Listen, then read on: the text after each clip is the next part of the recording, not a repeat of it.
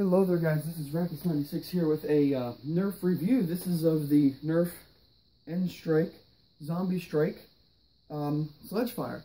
So we will get right started. We'll start with the stock down here. It's a very comfortable stock, pretty proper dimensions, no complaints there. I do like the way how they have kind of the curve there. It fits just about any shoulder. Moving on, there is a rear sling attachment here, which is nice. You can hold it on your hip on a sling or anything. It's pretty cool.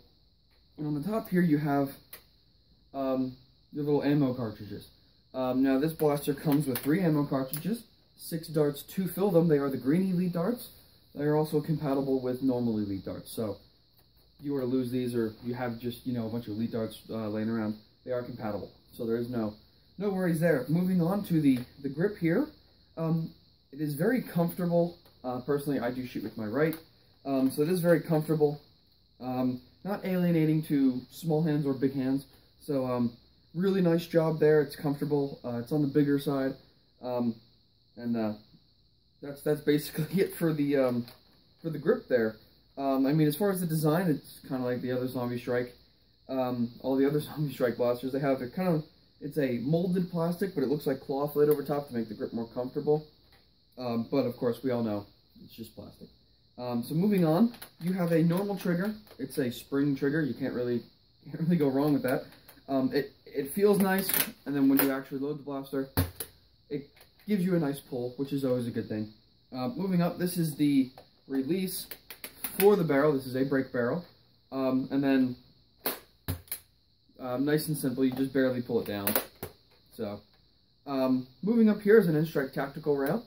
If you want to mount optics, shields, lights, laser lights, anything you really want can fit right up in the top there. I haven't experimented with it, but it's pretty much compatible with all N-Strike accessories. Moving on down here, there is nothing going on here, all just molded plastic. Now, the reason there is nothing here is because the mech to actually hold the spring, so it wants to close by itself, is actually right in here. So nothing, they didn't design this to take any rail here. Moving on down, this is the actual brake barrel itself. So the whole thing does separate very well. So no N-Strike tactical rail down here. On first glance, it kind of looks like there is, by the way they did the molding on the plastic. Could they have put one? Yes. Would I have liked to see one? Yes. You could put, you could put a optic on the top, or a shield on the top, and a laser light on the bottom. Granted, laser lights don't really help you in Nerf, nor does an optic, but it would probably look really cool. So moving on down, there is no N-Strike barrel attachment, and that is because you guys can see it there. The barrel is completely hollow, which is also really nice when we get into the firing, because it doesn't restrict your darts. If you have a retaliator or a recon, same thing. You put a recon barrel or a retaliator barrel on your rapid strike, the dart will bounce around inside the actual barrel because it's so small on the inside. So I really do like that design. So moving on how to load and fire, like I said, you pull down on this clip here, force the barrel down, grab one of your ammo cartridges, slide it right in. These are the only objects that are fit properly to go inside there, and it locks in place. So then you fold up, and then you would pull your trigger.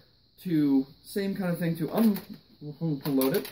Now when you push down, when it's clipped in, it wants to pop out. The only issue I have found is when you try and pull it out, we're hitting right on the air restrictors. So that's just, maybe it's just mine. I mean, personally, it doesn't want to hold itself straight. So it just happens to whack right on the air restrictors, which will affect your rate of fire. So all in all, I have been looking forward to this blaster. I just recently got around to actually going out and getting it. I do like it a lot. I do love how they did the blue, kind of like a tealish blue. It accents the orange really well. And, I mean, as far as pros and cons, the big con for me is the hitting the air restrictors. That's going to slow you down. If you're inside in a war with a bunch of your friends and everything, having to reload this takes a lot of time. You have to pull down the switch. You have to force the barrel down. You have to come back here, pull out one of your cartridges, load in the barrel, and then you can one-hand it to get it back up into place, and then you're ready to fire. Now the only issue with these is you can only get these clips with the sledgefire as far as now.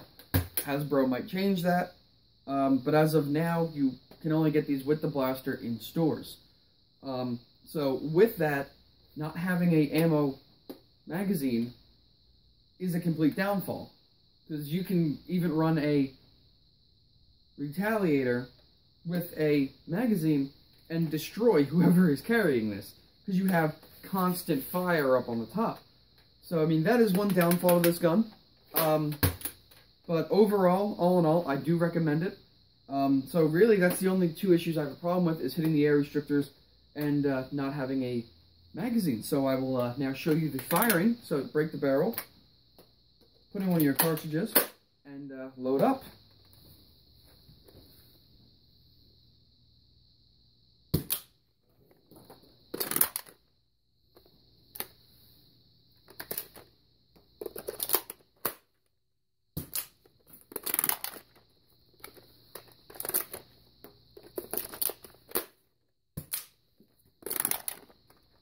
And there we go. The most efficient way I have found to really increase your rate of fire is just to drop these. Personally, unfortunately, you do have to pick them up to reload them. But when you go to reload,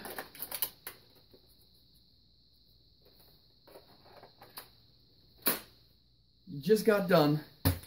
When you pop the barrel, you need to take this cartridge out, which whacks on the air restrictor, so you need to be careful. Put it back, load in your next one, and there we go. Personally, I have found it. I've only shot about probably 60 to 80 rounds out of this thing. I haven't been counting, but I've been firing it a lot from different distances. The best way to do it is just to drop them. You can increase your rate of fire for your 3 ammo cartridges. Now, like I said, ammo cartridges for me, I'd rather just dry fire, personally. I like magazines. Magazines are the way to go. For one, you can hold more ammo in one magazine than all of these combined. Clearly, these are 9. They have 18 mags.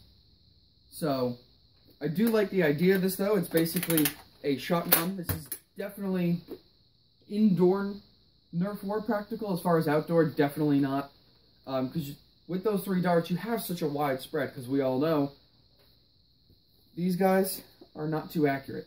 You could modify them, you can do anything you want, but they're never going to be accurate. Nerf guns, or Nerf blasters, are never accurate. That's just their design. They have never been accurate. So that is my review and pros and cons on the Nerf Sledgefire Zombie Strike. So thank you guys for watching, and I'll see you in my next video.